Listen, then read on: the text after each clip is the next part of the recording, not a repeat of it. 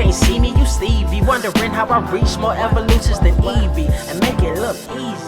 What is up, Earth's Mighty subscribers? It's your boy Ernie, the Blerd Without Fear. And today, got a special guest. We're doing something a little different. This is actually kind of a little pop-up interview because, shout out to the homie Quinn, who set this up. It was literally just kind of a thing that happened. But I actually have with me today David F. Walker, who some of you, I would hope, know from one of my favorite books, Bitterroot, but also someone else that has done some amazing worked on Cyborg, Naomi, co-creator of Naomi, for that matter. Did work on Nighthawk, Power Man, Iron Fist, and a whole bunch of other amazing books. David, how's it going? It's going all right, man. Yeah, no, this really is like, to everybody listening, this was real, like, 4 hours ago, less than 4 hours ago, this thing will happen, man. You know, I was in Memphis, and then Quinn was like, "Hey, you should do this interview with Blerd Without Fear." I was like, "Yo, he's around here. I don't pay attention where people actually live, you know." And he was like, "Yeah, listen, you should do it." And then he took me to some place, and I got some butter cookies, and then it was all over. I was like, "All right, man, whatever it takes, man. I'm good." So, dude, I know Memphis is famous for, a lot of things, but, the main thing everyone always talks about, they always want to talk about, barbecue. Yeah. Oh, man, you got to try the barbecue. But I always tell people, because it's like, oh, man, where should I go? Should I go to Rendezvous? And I'm like, nah, trash. If you go, like, should I go to Central Barbecue? I'm like, you're close. It's good. But I always tell people, go to, like, Tops Barbecue. You haven't lived until you had, like, a Tops Barbecue pulled pork barbecue sandwich. Okay. Like, that's the stuff I'll swear by, and it's great because it's kind of a hole in the wall, but also not. No, I get it. I think there's actually one not far from where we are. This is, we live in a day and age where, there's things like Yelp and all these other things, and you go and you look, and it's like, I don't know what people's idea of good food is sometimes, right? And every time I'm in a city, I will like, okay, you know what? I ask around, but you ask at a hotel, and they usually tell you, it's this place, it's the restaurant here, or we got a really nice Chili's down the street. And I'm like, why didn't you just recommend Old Spaghetti Factory? Because, like, I don't want that either, right? So, it's just, it's crazy. And I've never been to Memphis before. I can't remember the place I went to last night. I was like, this is not the worst food I've ever had. That's the ringing endorsement. But, like barbecue, I want to say barbecue and pizza are the two types of food that, like, people just don't know. You know what I'm saying? Like people be like, "Yeah, man, we got a really good pizza place right down the street," and the shit is Domino's, right? Yeah, it's Little Caesars. It's like, we got a pizza right around the corner, man. Yeah. And barbecue can be the same way. It's like, there's some people who think the McRib is good barbecue, right? Oh, God, and broke my heart. Yeah, so, and then there's, is it beef ribs or is it pork ribs? Is it brisket? Is it chicken? What is it? So, but yeah, no, Memphis has been an interesting city so far. I'm going to say, did you get to check out the Civil Rights Museum? Yeah, I came here, there's two museums I've wanted to check out for a very long time. The Civil Rights Museum and the Stax Museum. Okay. And so, I was, I'm getting ready to start this book tour next week. And so I was going to have to, I live on the West Coast. I was flying to the East Coast. And I've got cousins who live in Murfreesboro, not too far from Nashville. I have not seen them in ages. And I have never been to Tennessee. So I was like, okay, I'm gonna go see them. And then I was like, well, if I'm in Tennessee, I might as well, and most people think of any state you can think of, most people think of them as being like the size of Rhode Island, right? Yeah. So then you look at the map and you're like, oh, wait a minute, Memphis isn't anywhere near Murfreesboro. And we're at the armpit of Tennessee. Yeah. Like the toe, the big toe of Tennessee, we'll say that. And so I was just like, yeah, you know what? Like the timing was just right. And so I was like, I know I can do two museums in a day. and I didn't have a lot of time to spend, but they just been on my bucket list for a really long time, and I just sort of hit this phase where I was like, when I travel places for business, I see, wherever I'm going, usually it's a convention center or a university or something like that. I see the airport and I see a handful of things around there. And so I was like, I got a little bit of time. I'm going to do this. I'm going to go, even if it's just a day or two. And so here I am, man. The Civil Rights Museum was like, like everybody should go there. That is like one of the most amazing places I've ever been. And it was very emotional being there. And then, but then the Stax Museum was something else, because I just love, I love Stax records, but I also just love so much of the music that was recorded there. A lot of like Atlantic artists like Sam and Dave recorded their best stuff there. And so, to me, a lot of people, like the way most people feel about Motown, that's how I feel about Stax and a lot of the artists that recorded there. And so it had just been on the list for a really long time to go, and it was like, I was really nerding out while I was there. And and it was just dope. It was just like, and I got to see Isaac Hayes' Cadillac. So it was there was that. It's Stax, really both of those, the Civil Rights Museum and Stax, like those are like, you're really looking at like pillars of like history in the city. And they're like to even walking by either one of them is kind of like an emotionally, like, even I've lived in the city my entire life. Walking by them, even driving by them, it's an emotionally charged thing. Like, it's something you just don't just like. It's like this is the place. Like, this is the place. Like, right? A lot of people don't realize that the Civil Rights Museum is connected to the Lorraine Motel, which is where Martin Luther King was murdered. Right. Yes. So just you walk up to the building, and it's like this level of emotion, and then just that whole tour, starting with the transatlantic slave trade, and like every step of the way is like, oh man, this is so emotional. So, but I'm glad I did it. It was like, this is, as I've said before, when I travel, I usually don't get to do stuff like this, and I'm not like hey, let's go shopping at the mall, right? Like, no, I don't need that. Do you know what I'm saying? Like, I'm like, just show me some good art, some culture. I'm not going to Graceland, but I do want to see that statue of Elvis, man. There's one. It looks like a dope statue, and that's all you need to see. That's it. I think if you drive down like Elvis Presley Boulevard, you can see like I think they still have there was like a plane or something that was out there for like the longest time. I don't know if it's still out there, but it's one of those things. Like, even people who live in Memphis, we don't fuck with Elvis like that. Like, that's something I always find kind of funny, because like the two things people will always ask me, like, oh man, you're from Memphis? Oh dude, how many times you been to Graceland? Never. Yeah, why? Man, why would I go?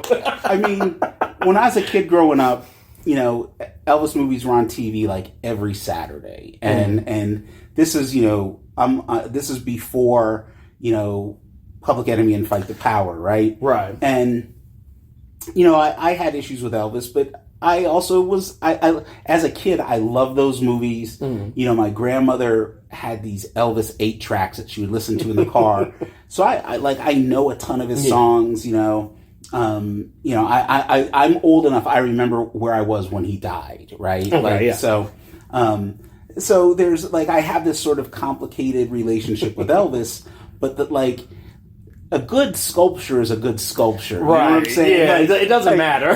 like if there was some Confederate monuments up, I'd still be like, I'd probably be taking pictures of those, man. Oh, yeah. There's in California at there's John Wayne International Airport, which is in Orange County, and they got this huge sculpture of John Wayne, and like, I'll listen to Elvis music. I don't watch John Wayne movies. There's like two that I watch.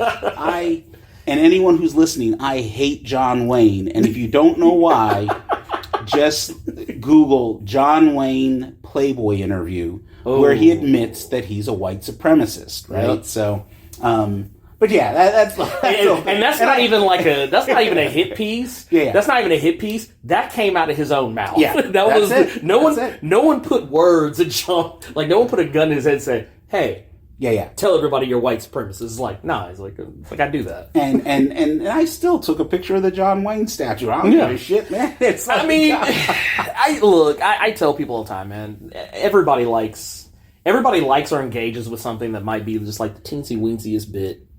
A little problematic. I am guilty of it. I tell people all the time. I don't mess with Comicsgate, but I'd be a liar if I said I didn't own the first couple of volumes of the Green Lantern Omnibus by Jeff Johns because Ethan Van Sciver's art is in it. I'm not going to sit here and lie and say the man's a terrible artist or anything.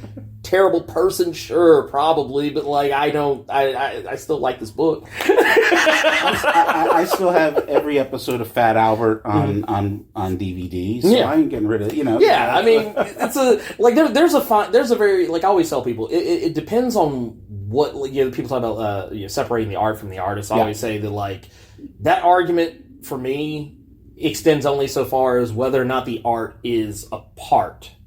Like whether or not the views of that artist are actually like expressed in the art itself. It's like it's difficult for me to listen to an R. Kelly song nowadays, but like that's where I draw a line. Unfortunately, I was never an R. Kelly fan, so that always makes it easier. Yeah, I wasn't particularly big, but then like Rick James, I have street songs and busting out and throwing down, and those are all great albums, man. Look, man, that's good music. I'm just saying. I'm not gonna hold you. Like I'm not kicking a Rick James album out of bed. Nope. You know what I mean? and there's also it's pre-freebase Rick James, right? Right. So, Yeah. I can't believe I'm saying all this, right? That's a different type of Rick James. Yeah. Okay. Yeah. But no. So you mentioned earlier, you said you got to kick off book tour. Yeah. So what is So can you tell us about the book you got coming up? Yeah. The book's called Big Jim and the White Boy. Comes out October 15th. It's a graphic novel. Marcus Kwame Anderson, who was my creative partner on the Black Panther Party graphic novel history. Yeah. And so Big Jim and the White Boy is a retelling of Adventures of Huckleberry Finn from Jim's point of view. And we, somewhere around page 10, just sort of leave behind everything Mark Twain ever wrote. And the only thing we stick to is the fact that they're going down the Mississippi River on a raft. And that's about it. And then, but it was, it was a project that was long gestating in my head. I'm going to say more than 10, 15 years. And going back even further was just sort of like, man, I got problems with Jim, as a kid, reading the book, seeing the various different movies that were made. And probably like 15 years ago, I had this idea and I was like, I'm going to write a story and it's going to be, it's going to be about Jim. But it was very blaxploitation. It was like something, it was like a movie Fred Williamson would have made in 1972. And then it just sort of collected dust. I started it and then nothing happened. And that's just sort of what happens in my life creatively. And I was we were still working on the Black Panther Party, and somehow the conversation came up with my editor at 10 Speed, and that was the publisher of the Black Panther Party, and it was like, oh yeah, we've been thinking about doing retellings of classic American literature. How would you feel about doing, maybe doing a retelling of Huck Finn from Jim's perspective? And I was like, yo, I've been wanting to do that, right? Right. And it was one of those things like, I'm not going to do this this is the only thing that's going to make it happen, right? So we started talking and put together a proposal, put together a pitch. They liked what they saw, and Marcus was still drawing Black Panther Party at the time. So this would have been like Black Panther Party came out in 2021, but this was like 2019 that we were talking about this. Oh wow! And so we're talking like a pre-COVID idea. Yeah, this is this is BC before COVID. Yes. And so we finished up that book. It came out, and then I was already really getting started on Big Jim, and I wanted Marcus, and we talked about it back and forth, and it was a lot of negotiating because they wanted a book that was much longer than we were prepared to do. The final book is like 280 some odd pages, but they were talking about 400, and I was like, 400 is too much for me to write. It's too much for someone to draw.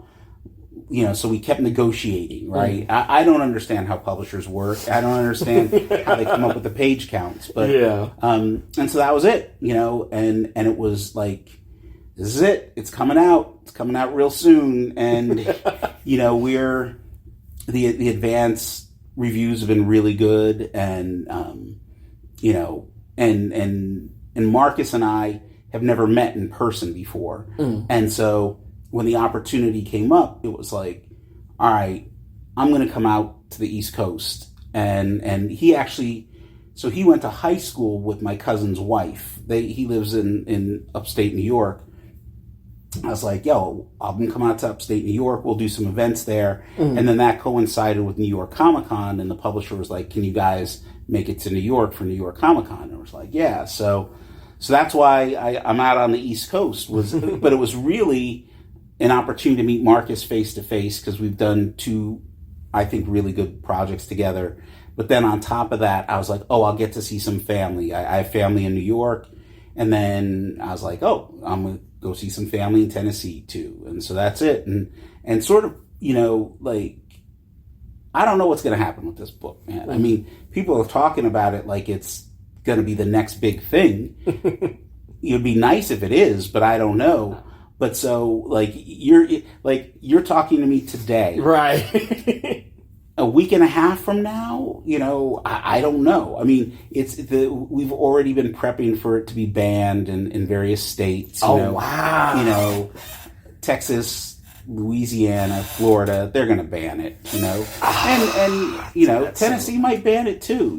We'll see. Honestly, yeah. Well, for a minute there, like, I'm sitting here, like, y'all can't see this, but like the look of shock and appall on my face. I then was quickly reminded. I was like, oh wait, yeah, I live in Tennessee. Yeah, they're gonna. Well, so let me ask this, because that's something that I think is really important to kind of bring up here, is that.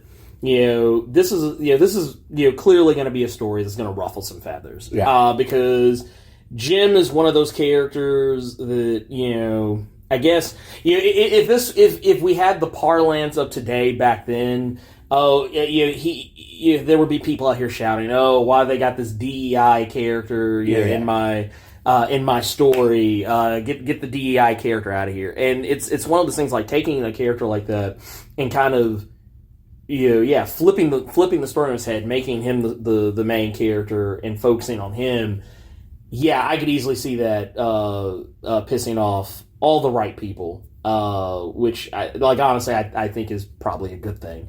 Let them tell on themselves. But, like, as far as Jim goes, like, what, like, I guess, is there any, like, detail you can give us that might give us hints as to why they might want to ban the book? Well, they're going to ban. The main reason they're going to ban the book is over the use of a single word. Right? It's the same reason they've been banning Adventures of Huckleberry Finn for over 100 years. Right. Right. And it's a very controversial word that people fixated on without even understanding that the use of that word, the N word, was so commonplace for so long. Now, does that make it right? No. Does it make it wrong? No. It just makes it the reality. And so when we were talking about it, I was like, well, I'm not taking the word out. It's going to be in there, right? And so but at the same time, I didn't want to have a book with my name on it that I worked on where, every 10 pages that word is staring at you, right? So we were like, how do we handle it? And I was like, part of it was going back to like the Chappelle Show when they would bleep it out just enough that you knew what they were saying. and so we actually experimented with the lettering where we were just like, okay, what would it look like if we covered just enough of the word that that you still know what the word is, and that's what we just decided to do. Okay. I was like, it's because I'm not going to replace it with a word that feels good, or feels safer, and it still doesn't. It doesn't feel safe when you get to whatever page 72 and 73, and there's like this black bar, covering the IGGE, right? And so, but that was it. Like, I mean, they banned books for far less than that, and if they choose, if any states, libraries, schools choose to ban it, I'll be in good company, and I'll just, they'll be shocked and surprised at how articulate I can be, and how easily I can crush them. I can crush them like bugs. Yeah. So. Well, I don't know. I feel like that's kind of the telling a story that's in a time frame. You can't sanitize it. You can't launder it. Like it is what it is. I've never understood that. Like, I would never celebrate it. I would never celebrate that time, but I would not hide from it either. No, you can't. Yeah. And when you're telling a story, and this is a story about a runaway slave going down the Mississippi on a raft with a young kid, right? Mm-hmm. And it's like this is the era, right? Mm-hmm. And the slave catchers that they encounter weren't polite about what they were doing. Right. and the people who were buying and selling their fellow human beings while at the same time dehumanizing those human beings, they weren't being polite about it. And this comes back to like being at the Civil Rights Museum today. There's a whole swath of this country that needs to go to that museum to understand like why people like me tend to be frustrated and what the real problem is. And the real problem is it's you. It's right. You and it's all the people that are trying to erase this stuff from American history. And it's like, I don't care if you feel bad. Yeah. I'm not blaming you for the fact that your great grandparents owned my great grandparents. Right. I'm not mad at you about that. I'm mad about the fact that you just won't even admit it. Yeah. And that this country as a whole is one of the wealthiest, if not the wealthiest, most powerful country in the world. And the reason for that is literally centuries of free labor. Yeah. Right? Like, I could be the richest man in the world right now if I owned somebody and had them go out and do all the work and bring back the money and be like, yeah, okay, this is good. I start a house painting business where, like, I don't actually have to do any of the house painting. Right. I don't have to pay the people. All I have to do is make sure that they don't die of dysentery and, whatever. So... America's number one export was literally the black slave labor. Yes. Like you can say cotton. Cotton's a nice way to like kind of dance around it for a lot of people. Like they always say, our American trade, we were built off of cotton. Like, no, you're built off of slavery. Yeah. Like, cotton, rice, the cotton, tobacco, sugar, all of it. All these exports that not just America, but countries like Brazil and other North and South American nations that made fortunes off of it. So that's I like the idea. I like the idea of taking this. Like I think honestly, if when it really comes down to it, ban or no ban, and I'm gonna say people listening, please consider this. You can quite literally find some of the most vile and depraved stories in places across the country, and these books are not banned because they fit a narrative. Yeah. So, this is something I would say, just based on premise alone, go out of your way. Go out of your way. Please do. To check it out. You said it's coming out Tuesday, October 15th. Okay. It's in some stores now because I just got I know someone in California just sent me a picture of their local comic book store, and they bought it. So, wow! And because it's 10-speed graphic, which is division of Penguin Random House, and they distribute their books differently than the typical comic book stores or comic book publishers. A lot of which go through either Diamond or Lunar, and those always arrive on their drop dates, right? Yeah. But the books from the book publishers, there's usually like anywhere from like maybe a week to 2 weeks early sometimes where they show up. And so someone sent me a picture and they're like, "Yo, I just got my copy," and I was like, and I didn't know there was paperback versions. They like, because I know there's the hardcover version, which is what I've gotten. So I was just like, "Yo, okay." So it is out there. Okay. And if not today, in the next few days, it'll be places. So yeah. Well, I mean, I'll be looking for it because it just for one, big fan. So much a big fan. I actually just thought about, like, it literally just clicked in my head just right this second. I was like, I completely forgot my hardcover copy of Bitterroot at the house when I drove out here. So now I'm mad at myself. But no, I love hardcover books. That's kind of where I live. Like, I like trades, soft cover, stuff like that. Those are fine. They're good for, like, if I want to loan to somebody. But like I like having my little library of hardcover books. Like, nice, I can see it nice on the shelf. And no, I'm with you. I'm with you. And when you see this thing, you'll be like, damn! Like, that's how I felt when. I got an advanced copy like maybe a month ago. I was like, and then the copy showed up. We get a certain number of comps. They showed up like maybe 4 or 5 days ago, right before I left for this trip, and I was like, okay, there's a couple people I had to hand them to before I hit the road, and they all were like, they had that look. One person actually opened it up and started sniffing the pages. Man. That's when you know you're around a real nerd, man. Yeah. Like, I don't know if you know any book sniffers, man. Yeah. But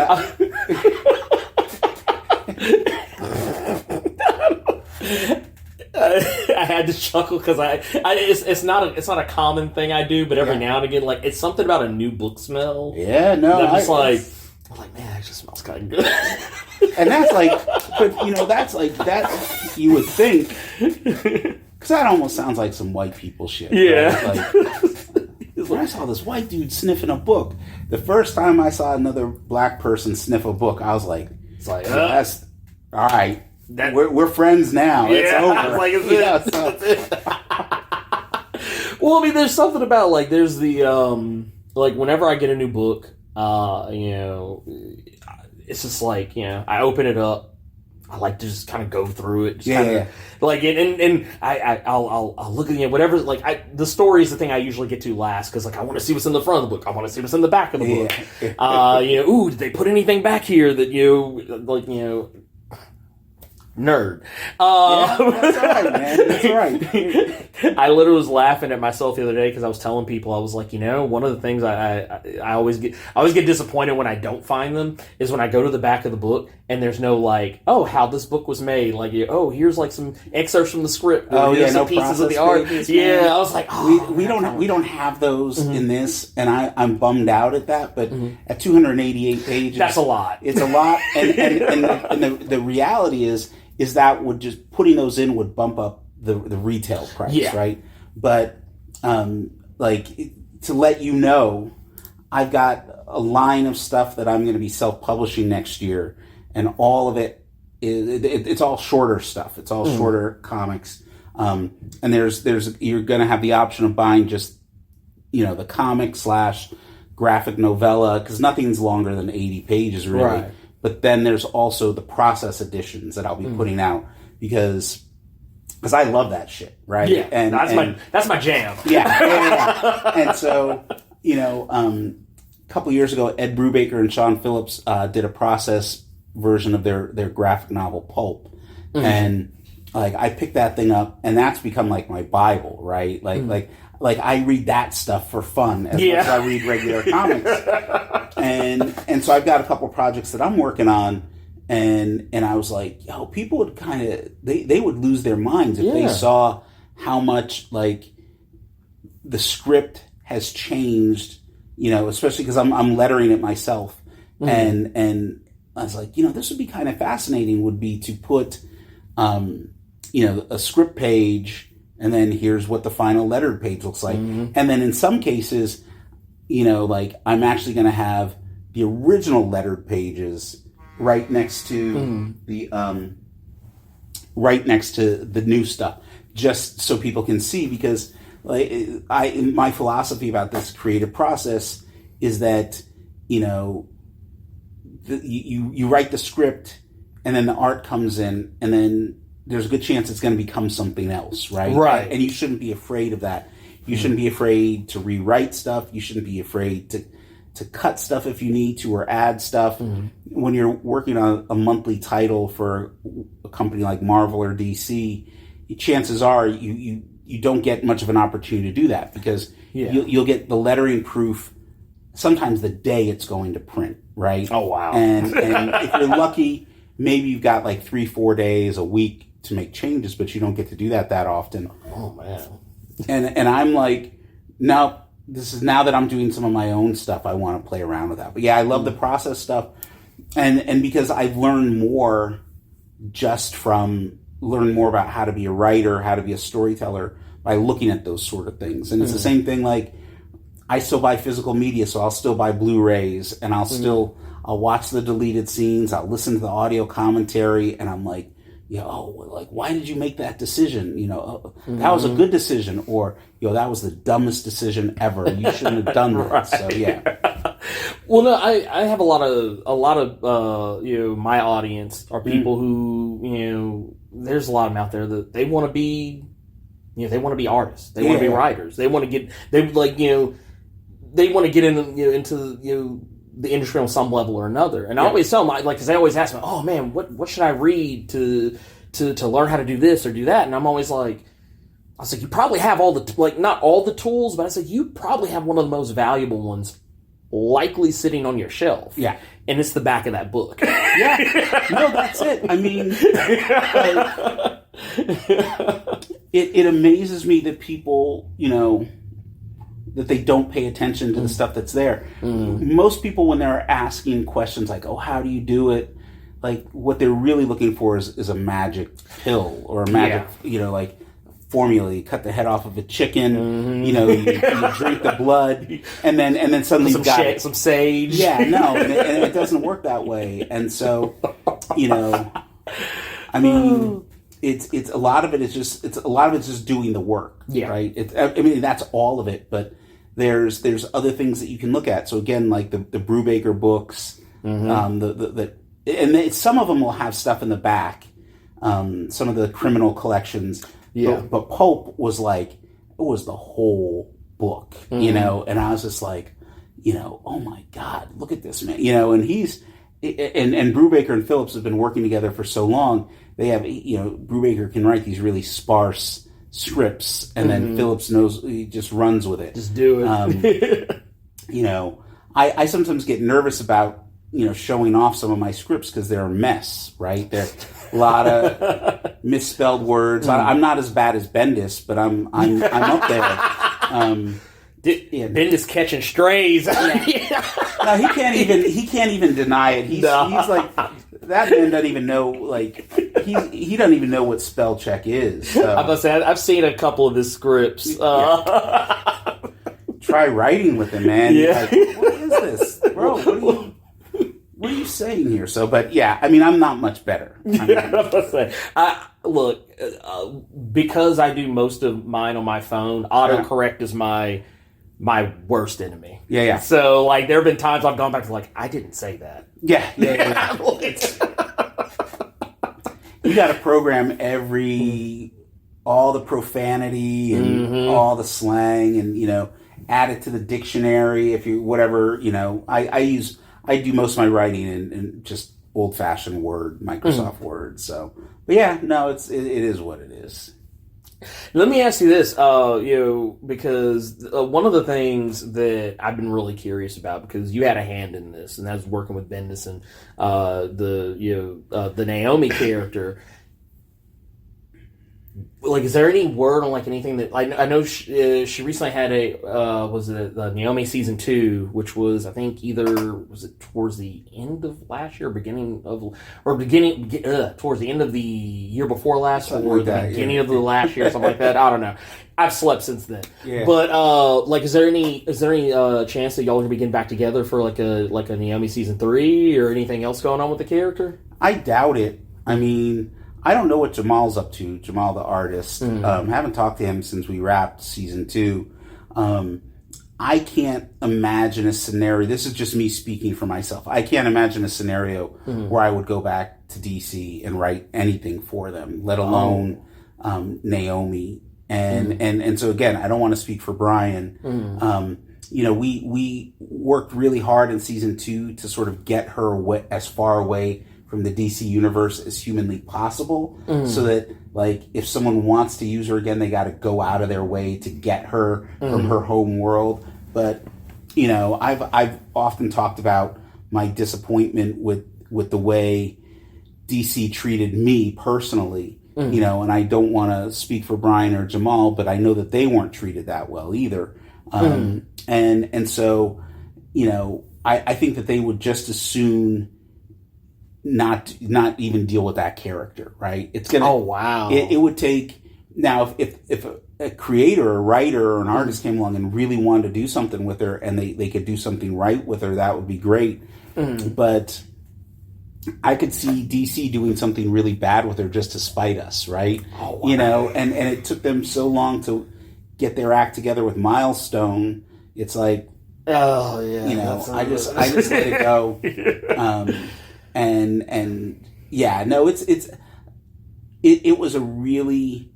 I went back to work on season 2 because Brian and Jamal came back, and I said I'll do that with you guys. Brian is, one of my oldest, dearest friends, and I really love working with Jamal. But I was like so angry and bitter with DC and Warner Brothers that I was like, let's just kill off all the characters, right? And Brian was like, we can't do that. Yeah. And then as the story started progressing, he starts killing off the characters, and I was like, yeah, we can't do that, man. We can't. We at one point we had killed over half the cast, and then we both kind of came to our senses and was like, okay, our characters deserve better, and equally as important, the readers deserve better. We can't. I especially myself, I can't allow my bitterness and my hostility to affect the people that are most important. And the people that are most important are the characters themselves and the readers. And we had to give the reader something. So, yeah. Now, I don't want to make it hot. If you can't say, you can't say. But, was there any, one specific thing that happened, at DC? There's a long list of stuff. Oh, man. That's... So we'll just we'll put it under the blanket of fuck shit. Yeah, no. I will tell you though, especially when the TV show hit, it was like I had a really good friend say to me, and it was like, and they weren't saying it to be cruel, but they were like, now you know what Jack Kirby went through, and it was like, I wasn't going to allow the way that DC and Warner Brothers was treating me to affect my friendship with Brian. Right. But I could see in other circumstances where it would affect people, but they weren't going to pay me for the TV show. They were trying to claim that I had nothing to do with actually creating the character. It became a legal battle. It really did. Wow. And so, all the people that I was fighting with and all the people that my lawyer was fighting with, the vast majority of them are gone from DC, but not all of them. Right. And so, but it was just really, when you hear other creators complain about how poorly they've been treated and, not being compensated properly, it's like, it's difficult because you want to be like, oh man, that's just sour grapes. But it ain't. And that was the thing, at Marvel and DC, they will frequently tell you, editorial, oh, just create a new character. And it's like, no, I don't need to create a new character. I'm not going to do that. Right? And the one time that I really went out of my way, and I've created smaller supporting characters in the various titles I've worked on, and that's fine, and someone will use them somewhere along the way, just like I've used other supporting characters. But with Naomi, she was such a big thing for myself, for Brian, for Jamal, and for them to treat all of us the way they treated us, but especially me, because I was the one person on the team who wasn't an exclusive with DC. I didn't have an exclusive contract. Right. I was just your typical work for hire guy. I knew that. They were supposed to amend the contract. They never did. And they kept saying, we're going to do it. We're going to do it. And then a bunch of people got fired. And then the new people were like, yeah, we don't have to honor what they said. And so it was, it got gangsta, you know, it definitely, there was some, I was like, there's the famous story how when, you know, Ice Cube was owed all that money, that NWA money, and how he showed up with the baseball bat. And I was like, you know, they would, but I've been, the security is really tight at Warner Brothers. I've been on the lot before. There's no way I would have been able to get away with that. So, well, it's because the thing is, it's what you're talking about is something that it pisses me off because it still happens. Yes, and it will never stop. It'll. Matter of fact, because I had posted something about this on social media the other day. I can't remember the young lady's name, but she did a variant cover for one of the Immortal Thor books, and she had posted something to the effect of that the character that, you know, I guess that she had created for that variant cover was now property of Marvel, and that Marvel was putting her in like an upcoming Champions book, but like had not said word one to her about it, or even or I don't even think she's even getting any credit for it either. Like for the probably not. Character. And like it pissed me off because when I talked about it, like there were you know, some people were like very like, you know, sympathetic to it, like, oh man, that's messed up, or oh man, this shouldn't be happening. But then I think what made me more mad is that there were people who came out and were like, well, that's what she gets, or oh, she should have went here and did this, or she should have gone creator on. And I was like, I don't think y'all really.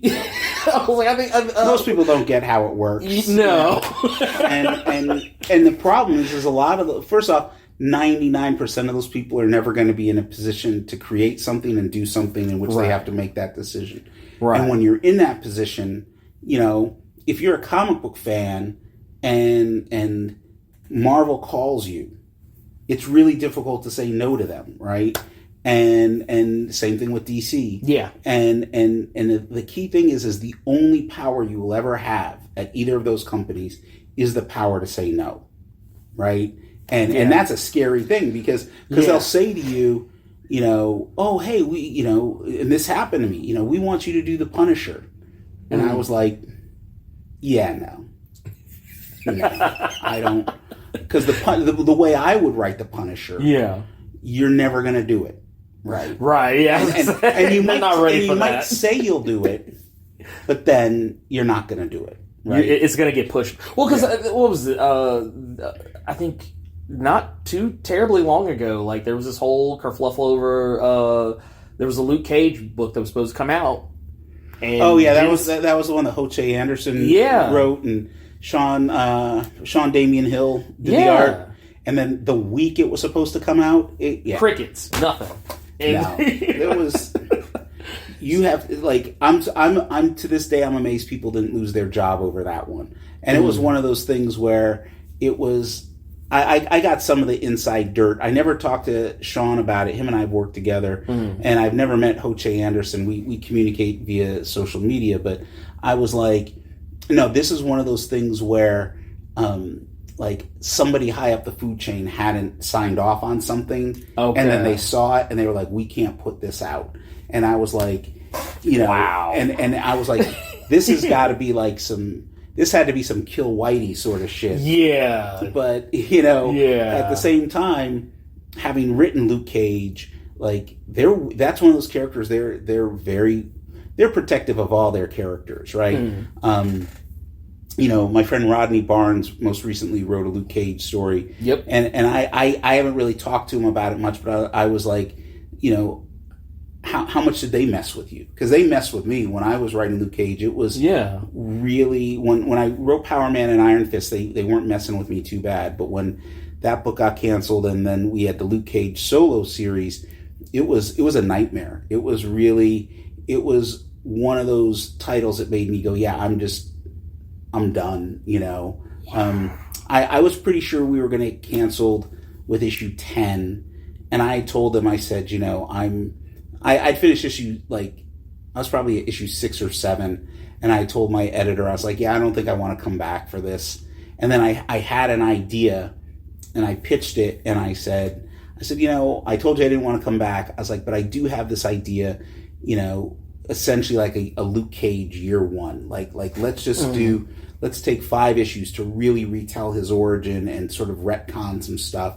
And they were like, nope, we're not doing anything more with the character for a while. I was like, all right, see you later. And I'm pretty sure that was, I think that was the last thing because I think, I'm trying to remember where Occupy Avengers was in that whole broad scheme of things. Oh man! And then I was away for a while, and then I came back. I did some Planet of the Apes, and then I went away again. So, that's insane to me. Just because it seems like I don't know. It seems like something that you would only see in like some kind of a crime story, like somebody's tampering with like so we're gonna tamper with the evidence, or we're gonna tamper with this side of the other thing, and we're gonna keep this from getting out. It's like it's like, man, why be like that? Like why not? Like Luke Cage is such a his entire background is rooted in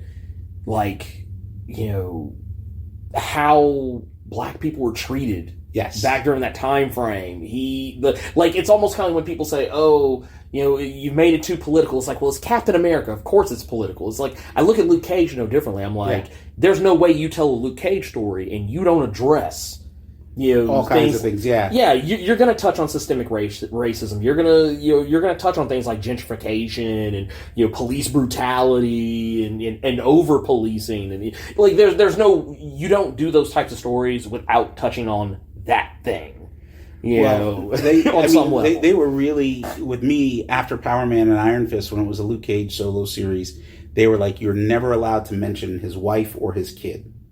And there's a brief mention in the first issue, and then the 10th issue, and the 10th issue was all about his relationship with his daughter. But they kept telling me nobody cares, nobody wants that, and I was like, who the fuck are you talking about? I was like, if I write Luke Cage right now and I don't show his daughter, I don't talk about his marriage, people are going to say that I'm promoting him as a deadbeat dad. And they were like, and they literally told me no one will say that. And then most of the letters we were getting from fans were like, where the fuck is his wife? Where the fuck is his kid? And I was like, y'all don't understand this because you're ignorant. Right. But how many fathers, positive present black fathers are there in the comic book world? Right. I was like, there's very few. And that means a lot, not just to black readers, but to white readers as well, to people who really care. It's integral to the character. Right. And they were like, nope, nobody cares.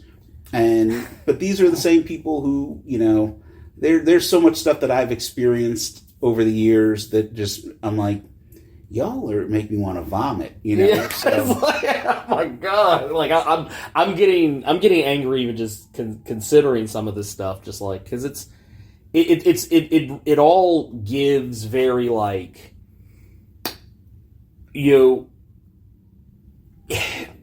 I don't see color energy. Is kind of what it gives me. It gives me I don't see color, or I have my best friend is black, or my best. I went to college with a gay guy, right? That's the kind of energy it gives me. It makes me think that these people that are in charge are completely out of touch.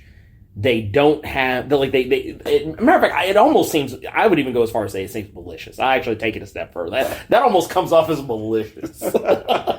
Like, I'm sorry, just it's a and this is gonna sound crazy to some of y'all because supposedly I'm the Marvel shill. But like, I mean, I will criticize a motherfucker in a heartbeat. But no, that's what it seems malicious. It seems malicious, just from an outsider looking in perspective. Sometimes it seems malicious when you're on the inside, looking around, going, "What? Did someone get the number of that truck that just hit me?" Right. No, I'm with you, man. But we just, I guess I was fortunate that I had a lot of, not a lot of friends, but I had some really good friends that were already doing really well in the industry. As I decided that I wanted to try to break into the industry, right? Mm-hmm. I had a career, but so I was able to. I saw how bad people were being treated, right? Mm-hmm. I was around before Matt Fraction did Hawkeye, and I saw what Marvel was doing to him, and I was like, if they're going to do that to him. And then when Hawkeye came out, they were so not behind that book. They were like, they wanted that book to go away, right? Which is crazy. Just like they wanted Miles Morales to go away. There's so many things that, like, like the fact that those companies do well ever with anything is sort of a miracle. Yeah, no, just... It blows my mind, considering that, you're literally talking about two of the most, like, Matt Fraction's Hawkeye, I would dare say probably one of the best solo series for a character no one is checking for ever in life. It's like, that's literally like, that was like the litmus test for me for like a slice of like superhero comic. And Miles Morales is literally a household name. Yeah. It's like not because of Marvel. Not because of Marvel.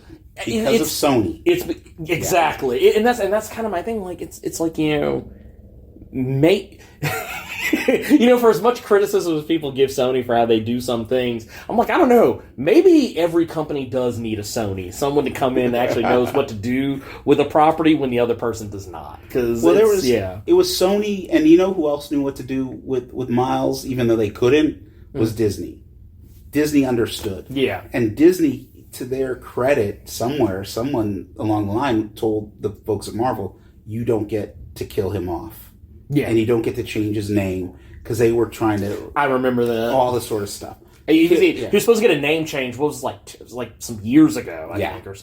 They were going to call him Spy D. Oh my god. And then they were going to call him like Kid Arachnid or the Arachnid Kid, all this stuff. And it was just like... Yeah.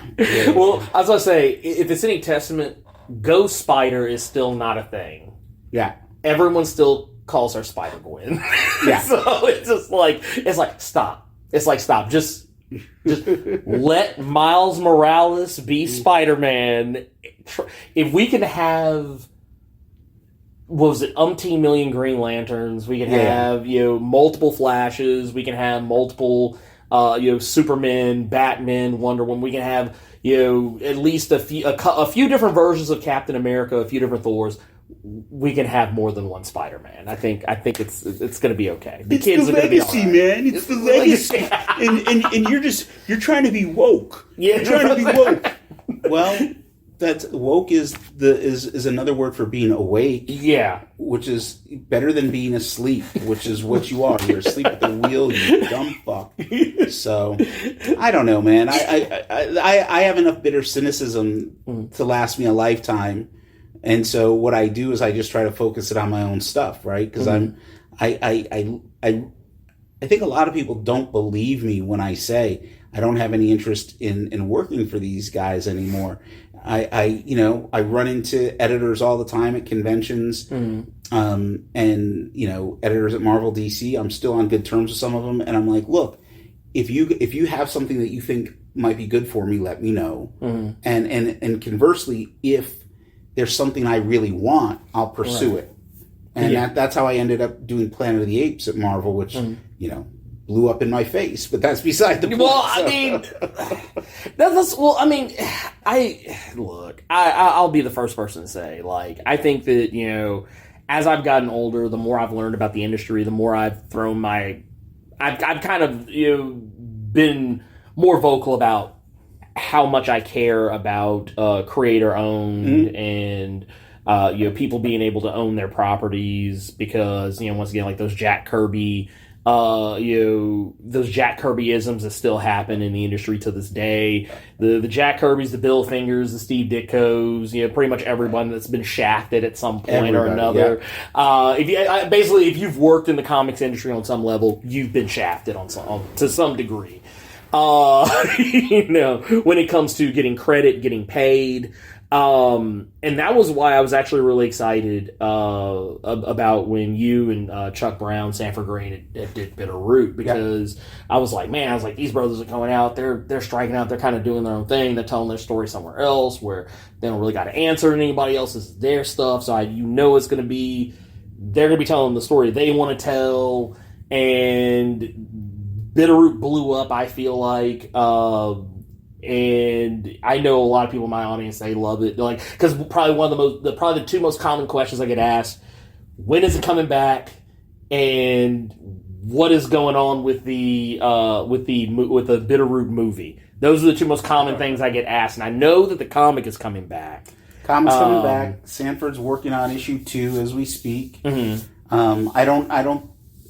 I think we're aiming for March of next year, which isn't that far away. Right, it's right around the corner. And so it's the whole team. Shelley is editing, and Hassan is lettering, and I believe that Sophie is coloring, and then I'll be seeing both Chuck and Sanford in New York at New York Comic Con in about 2 weeks. And Chuck and I are going to sit down and hammer out the remainder of the issues. We have a general idea of where we're going. Mm-hmm. But so issue 1 is it's inked, it's done, it's not lettered or colored yet. Mm-hmm. And then with the film, honestly, it's I don't think technically it's gone into turnaround yet, but I think it's going to go into turnaround. Like we were with Legendary, and at some point Legendary decided they didn't want to do it as a movie. They wanted to do it as a TV show, that sort of thing. Mm-hmm. And we were like, no, you optioned it to make a movie. And if you do it as a TV show, we lose Ryan Coogler, we lose Regina King. Right. And there's probably no two better people to have attached. Right. And so, these things can take forever, and my attitude is it's twofold. One is like, hey, try to make a good movie, but pay me. Yeah. Right. Give me my money. Yeah. As like they said in Goodfellas, fuck you, pay me. Right. Right. So I still have, positive outlook, but I we're not going to be, it's not going to be through Legendary. Right. Okay. And now we're dealing with, Coogler's got this new movie coming out next year. Yeah, Sinners with Michael B. Jordan. And so everybody's like, oh my God, this movie seems like it's kind of like Bitterroot. And I'm like, yeah, I know that's what it seems like. What it really is it's Blade. Because nobody's been paying attention to what the Blade movie was supposed to be. But the Blade movie was supposed to take place in the 1920s. It was supposed to, that's basically Sinners. and so it was like, it's very clear what happened. At some point, Marvel went to Coogler and said, what do you got? Blade isn't working. And he gave them something. And they didn't like it, and he was like, "Yo, fuck you! I'm gonna go make this. Take it somewhere else." Like I never talked to him about it, but I know how the film industry works, and I know how certain creatives work, because that's what I would have done, right? Yeah. If they had come to me and said, "Hey, can you fix this?" and I said, "Sure," and then it turned into whatever it turned into. I mean. How long has it been since they announced Blade and we ain't seen nothing? Nothing. They don't. That was pre-COVID. Yeah, they don't know what they're doing. Marvel does not know what they're doing. No. And so, so we're sort of in this situation. I feel like I'm pretty sure Sinners is going to be a good movie. we need that movie to make a lot of money. Yes. Otherwise, it's going to be the Highlander effect, which is there can only be one. There can only be one period piece thing with, But we actually went. What a lot of people don't realize is we went through this with Lovecraft Country. Because there was people that were like, "Oh, Lovecraft Country sounds a lot like what you guys are doing at Bitterroot." It's like it's not going to be anything the same. And then the TV show comes out, and it was good. There was episodes that I didn't care for that much, but it was one of those things where it was like, again, they'll make 3-4 different movies about twisters or a meteorite falling down to the earth. But when it comes to black folks with shit, it's like, oh, you only get one chance, right? And I went through this. I went through this with a Frederick Douglass project that I had, where it was like, oh no, there's another Frederick Douglass film in development, so we can't go near yours. And then that one, which was at Netflix cut the budget so much that everybody involved was like, it's an unfilmable movie now, right? And so my Frederick Douglass thing languished forever, didn't go anywhere, so it's you learn that that's the game. And what I have said time and time again is like, somebody has to step up and be like, fuck you, we're going to do this, right? And we ran into this with Big Jim and the White Boy. Percival Everett has a book that, Percival Everett is one of the greatest writers that we have right now. And he has a book that came out earlier this year called James, which is his version of Huck Finn from Jim's perspective, right? Right.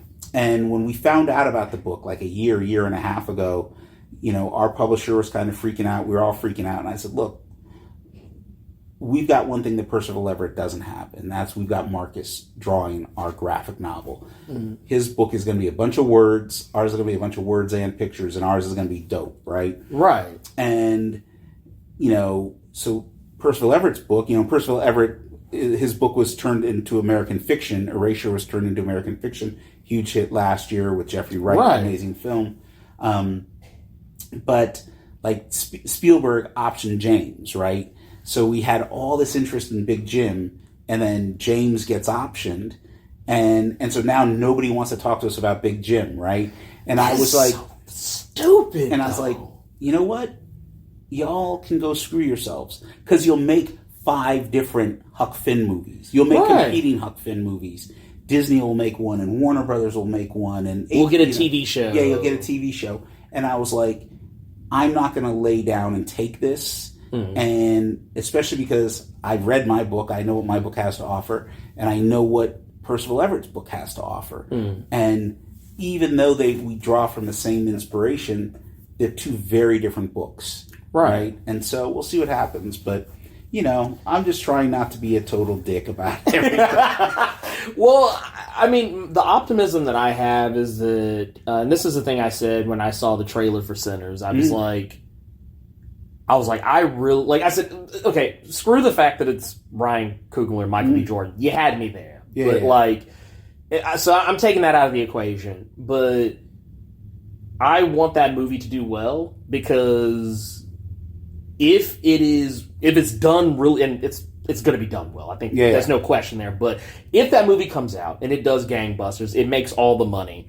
If it becomes undeniable, then my hope, and this is my my naivety speaking here. My hope is that someone with half a brain in Hollywood would go, "Hey, that Bitterroot thing that we've been sitting on, maybe now's the time." Like maybe because I feel like people had to be reminded that.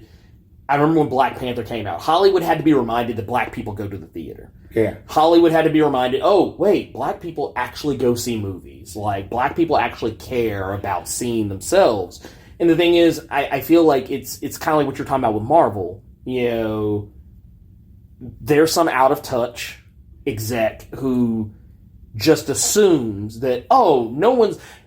the same shit that they said about Black Panther years ago. Oh, we could cast Tom Cruise as Black Panther. No one's going to care. Yeah. We could cast Julia Roberts as what was it? They wanted her to be Harriet Tubman. We could cast you cast her as Harriet Tubman. No one's going to care. It's like, no, people are going to care. So if we get this one thing that comes out, knocks it out of the park, it become undeniable. And it opens the door. I hope it opens the door for so many other things. But it's we'll see. I mean, here's the thing: the amount of money that Black Panther made, and the amount of money that World of Wakanda made, movies don't make that kind of money if only Black people go see them, right? Right. And that's the thing that nobody ever wants to talk about, right? Black Panther made over $1 billion globally, right? And the thing is like, you would think, where's the rush to do more movies like that, right? You want the money. They're still trying to play it off like it was an anomaly, right? Yeah. And it's not. And, we'll see what happens with the new Captain America movie, Anthony Mackie as Captain America. But right now, I think the MCU is just struggling to, get back on its feet. And again, like, all that stuff to me is like, I ain't getting paid for none of it. You know what I'm saying? So if it makes money, it makes money. If it doesn't, it doesn't. I hope Sinners does well, just because, I personally don't have any beef with Coogler. I don't have any beef with Michael B. Jordan. There's people I got beef with. You're not going to hear me talk about it publicly. Yeah. But and some of them are people that are like really well liked, and I'm like, no, I ain't got time for that fool. I'll smack him if I see him. We'll talk about that later. But no, I guess I just want to say, so was it the 15th? Yeah. Next week. Next week, man, dude, the time. I know. So we got the book. I'm gonna have links along with this. Okay. It'll be on. Everybody, y'all know what to do. Y'all know. When I say there's links, you know where you need to go. You know where you need to go click on stuff. Go click on these things. If you have even loved even so much as a stitch, a single page of anything Dave has done before, I think you owe it to yourself to go check this out. I don't think you'll be disappointed. Y'all have constantly told me how much y'all have loved the other books I've recommended by David. So please, y'all go do that. Please go do that. We're trying. We're really, like, I'm just trying to do something different. Marcus is trying to do something different. And there's a group of us that really would like to elevate this medium to a level that it has far more potential than a lot of publishers realize and a lot of fans realize. And it's like, okay, like, when we set out to do Big Jim, I was like, we're not just doing a graphic novel, we're creating literature. Like, I want to be thought of on that level. And even if it's not thought of on that level, I want to create something that it's like it is that level. There. And it's just it's because you're backwards, you're too backwards to see it, right? It's like, there was a time when there was film and there was television, and the television was never as good as film. And now we're to a point where you get a show like Breaking Bad or Better Call Saul, where those two combined are pretty much better than any movie. The Wire is better than most movies you ever see. Right? So The Wire is cinema on television. Exactly. And so why can't literature be 288 pages of pictures and words, right? So that's what I'm hoping for. We'll see. Well, David, thank you so much. Thank you. And like I said, I appreciate to the highest level of appreciativity.